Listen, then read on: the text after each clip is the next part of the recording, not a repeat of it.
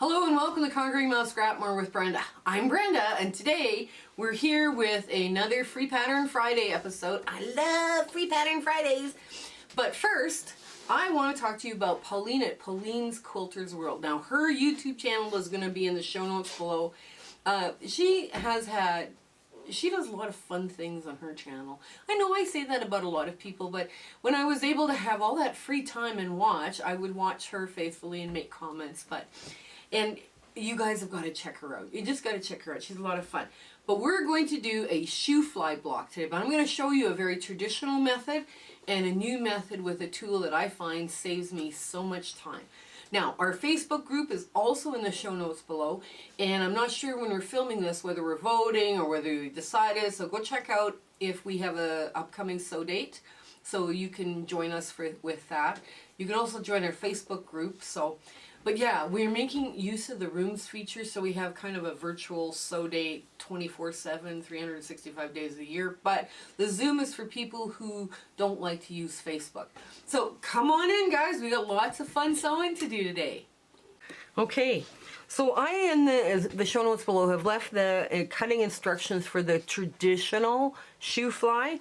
Now you've got 4 pieces that are 2.5 inches square and 1 piece that's a 2.5 inch square. Now, with these, they're 2 7/8, right? So you need 2 of them in both the neutral and your color. Now, one of the things, now I'm going to just put this down. I'm going to take a magic little wand like this, and I'm going to draw.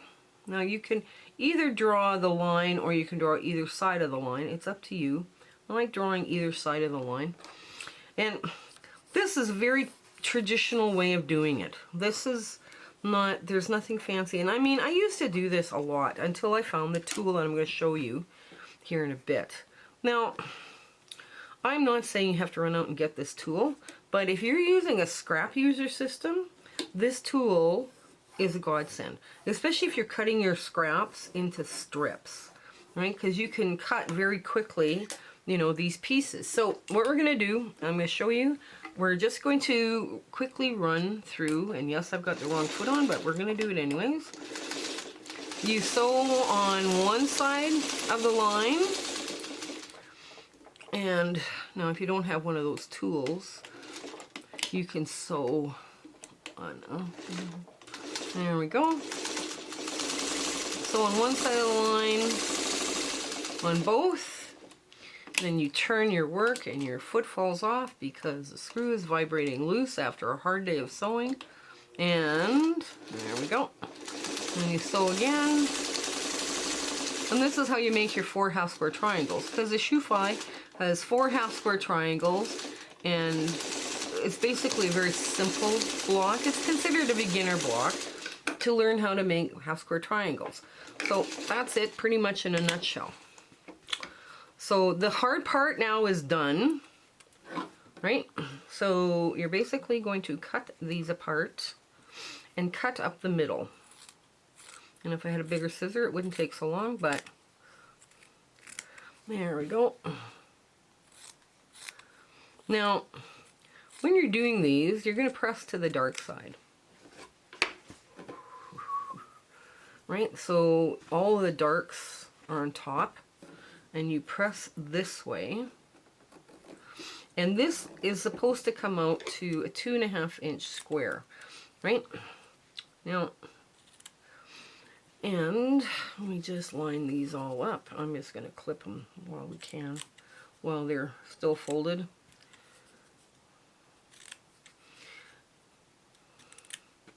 Now, one of the things I would tell you right now off the top of my head, because I don't want to forget to tell you, I don't have an affiliate link for the tool I'm going to show you, and I in no way, shape, or form make money off of this tool.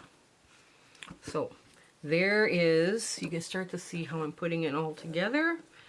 That one, this goes in the middle, and the last triangle goes this way. Right, this is the Shoofly, and now you just put in your whites, and you start webbing them together. Very quick to piece, very quick to piece. What have I done? And this went off.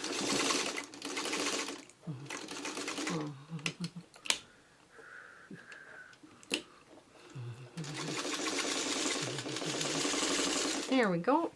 And now it's working. Decided to have a little wobble, but that's okay. And I do a lot of blocks by webbing, because that way I know exactly where they need to be. Everything lines up quickly. Now, webbing works best when you're doing, especially if you're doing blocks, if you're doing more than one block at a time, right? So, I guess I could have showed you how to do it. This is the traditional way of piecing this block, right? So then you put the next one in. Yeah. There we go.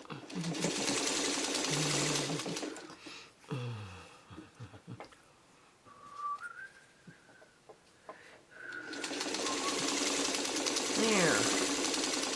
Nice. And then you open this up. There.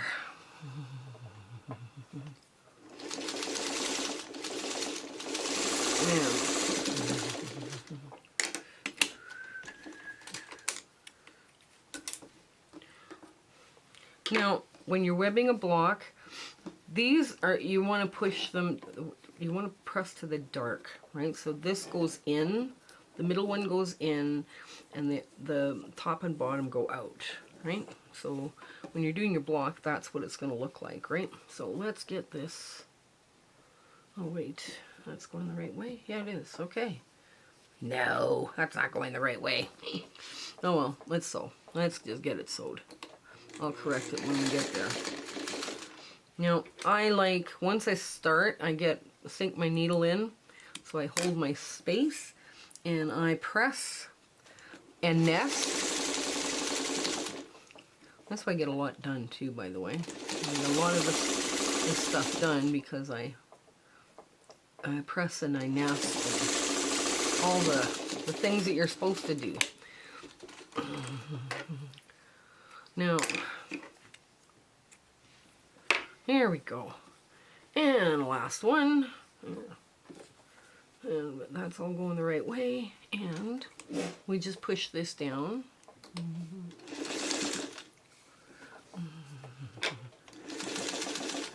There we go. And clip those little ends. Oh, this is nesting beautifully. Nice. So this is a traditional piece Shoofly, right? So now whether or not you decide to use the webbing technique is entirely up to you, but it does save me time, energy, and all the rest of the stuff. So that's a traditional Shoofly. Now this is a beginner block, right? This is very much a beginner block. Let's look at it using this easy angle triangle. Now what happens here is there's a point that has been removed. I don't know if you can see that best. Wrong way. So the top of that triangle has been removed, and that's your 3/8. That's a 3/8. So that means instead of cutting all of this stuff from, like, you know, 7/8 and all this other nonsense, right? You can just cut it from strips, right? And here you go, you put your lights to your dark, and you have one dog ear already gone, and you just run them through like half square triangles, regular half square triangles. You don't have to worry about anything, and you end up with a perfect 2.5 inch triangle out of a 2.5 inch strip. Now, for the longest time, I'll admit, honestly, I thought this tool was a lot of money. And because you can do them traditionally, right? You can do half square triangles very traditionally, and it shouldn't cost you money to sit there and sew and quilt, right? Well, let me tell you here, folks, this saved me so much time, and I didn't have to keep a bunch of larger scraps around just to make half square triangles. And I still clip off that extra dog ear, because it does leave one dog ear, right? But I press all to the dark, oops, to the dark, and it makes a perfect 2.5 inch, like from a 2.5 inch strip, you get a perfect 2.5 inch half square triangle. I mean, like I say, I don't have an affiliate link. I'm not making any money off of this, you know, so it's whatever you want to believe. I did have some extra coin one day and I saw one. I thought, okay, we'll give it a whirl. If it's not worth the money, I'll pass it along. Well, it was the time, because okay, now Bonnie Hunter has a scrap user system that she puts in every one of her books. And I was cutting my stuff into strips, thinking, okay, that works. But I wasn't cutting too much of it because I do like doing applique. I mean, you have to kind of decide what kind of a quilter you are, right? Before you start using any kind of scrap user system. Like her scrap user system talks about making 5-inch squares and 10-inch squares. I don't use those in my quilting, so I have stopped cutting that dimension, and I basically, the only thing I do in strips is the 1.5, the 2-inch, and the 2.5. Maybe 3.5s, but for the most part I don't work with something that big. And the screw just keeps vibrating loose. Oh well. So there we go. Get the next little column done.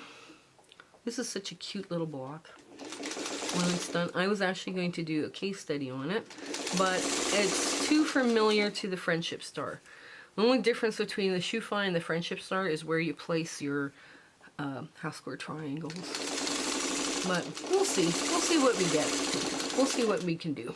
Anyways, here we go. And now you can see where if you're piecing 2 at a time, you just run the next one through, right? The other thing I find too is when I'm making blocks, I find if I am, I'm not going to finger press this one, we're just going to go for it. When I am chain piecing, I find if I chain piece and I have, oops, let's see, let's get that thread. There we go. Oh, nested beautifully. Let's see if the next one nests beautifully. Yes, it does.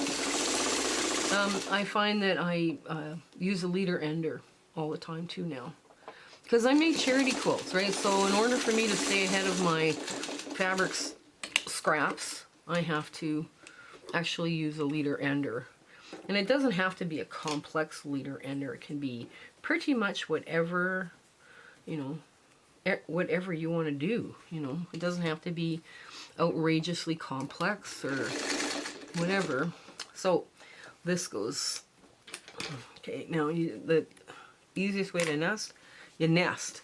This one's got to go up because this one's already going down. So you don't want a twisted seam.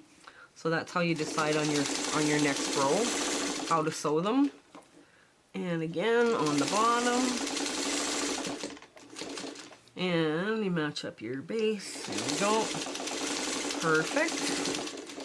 And now we get to our ta-da moment for both of these blocks. So we're at these Shoofly blocks, really cute little things. One was done traditionally, and the other one was done with a modern tool. Now, at this point, I can't even tell you which one was done with which. But they both turned out to be 6.5 unfinished, and they're just cute. They're just adorable. Now, the tool I am talking about, now I don't have an affiliate link for this. It's called the Easy Angle by Sharon Hultgren, and it's a product of the USA. Now I'm going to get my cameraman to hold it up against the whiteboard so you can actually read what it is, and I will try and put a show note down below as to where you go buy one. I, for the longest time, thought, no, this is not worth the money, and then I bought one, and I'm like, how did I ever live without it? So, because you can just make perfect size triangles out of strips. So, like again, this is a 2.5 inch half square triangle made out of a 2.5 inch strip of fabric, right? So you're not wasting because you've got that little 3/8 of an inch on top of that ruler that's missing. So I hope you give this a try, and I hope you have an awesome week ahead. and that everything just goes so well for you and your life and your family. But anyways, from there on in, you take care. Okay, bye. My husband and I would love to thank you for coming along with us on our quilting journey and the YouTube adventure that we're on. We have some wonderful plans for 2023, and it includes a lot more, like with the Facebook group and the rooms feature and sewing and hanging out with people. Those monthly Zoom sew dates are still in the works. We have a lot of fun ideas coming up for 2023, and we hope you share, like, and subscribe with your friends. That little notification button and subscribing to us really helps us out. Commenting helps us out too. So if you like what you're seeing, let us know. Even send us a heart on the comment. That helps so much for us. Okay, you have an absolutely fabulous 2023, and all of our best wishes for you in the future. Okay, take care. Bye.